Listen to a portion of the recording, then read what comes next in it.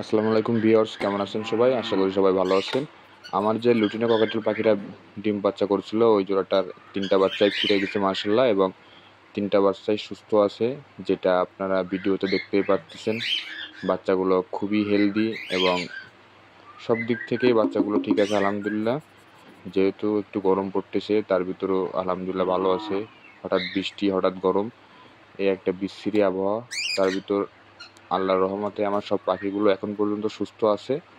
এই যে এই পেয়ারটার বাচ্চা, যে বাচ্চা 3টা দেখলেন, মাশাআল্লাহ ওরা চুপচাপ বসে আছে। পাখি দুইটা ভিডিও করতেছি যার জন্য নড়াচড়া করতেছে না, এবং পাখির কালার সাইজ মাশাআল্লাহ খুবই সুন্দর।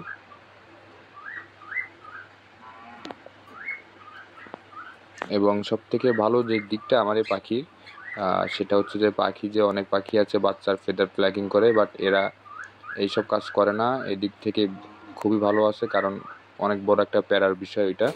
কিন্তু আমার যে পাখিগুলো আছে, সব পাখিগুলা নিজের বাচ্চা নিজেই বড় করে, কোনো ধরনের কোনো ঝামেলা করে না।